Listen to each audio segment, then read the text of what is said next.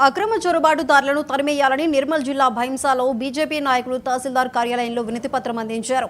పహల్గామ్ ఉగ్రదాడిని దృష్టిలో పెట్టుకుని అలాంటి దాడులు పునరావృతం కాకుండా ముందస్తు చర్యలు తీసుకోవాలన్నారు.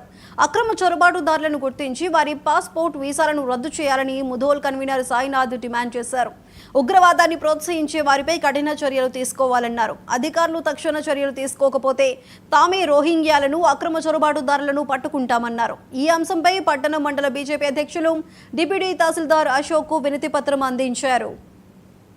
నరేంద్ర మోడీ గారి ప్రభుత్వం ఫారినర్ యాక్ట్ కింద ఏదైతే భారతదేశంలో కానీ తెలంగాణ రాష్ట్రంలో కానీ అక్రమంగా పాకిస్తాన్ నుంచి అక్రమంగా చొరబాటు జరిపి వైసా పట్టణంలో కానీ పాకిస్తాన్ బంగ్లాదేశ్ నుంచి వచ్చిన ఎవరైతే అక్రమంగా ఉంటున్న వారు ఉన్నారో వారిని వెంటనే పంపించి వేసేయాలని ఏప్రిల్ 22వ తారీఖున జరిగిన సంఘటన తర్వాత ఒక ఫారినర్ యాక్ట్ తీసుకురావడం జరిగింది.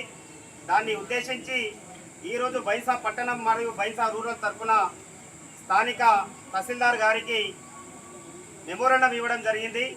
ఈ మెమోరాండం యొక్క ముఖ్య ఉద్దేశం ఏంటంటే బైంసా పట్టణంలో బైంసా రూరల్ మండల ప్రాంతంలో ఎవరైతే అక్రమంగా నివసిస్తున్న పాకిస్తానీలు బంగ్లాదేశీలు ఉన్నారో వారిని వెంటనే పంపించి వేయాలి.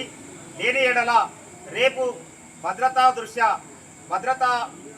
ఏదైతే ప్రమాదం సంభవించే అవకాశం ఉందో దానికి పూర్తి బాధ్యత ఈ యొక్క కాంగ్రెస్ ప్రభుత్వం వహించాల్సి వస్తుందని ఈ యొక్క మెమోరాండం ద్వారా తహసీల్దార్ గారికి తెలియజేయడం జరిగింది.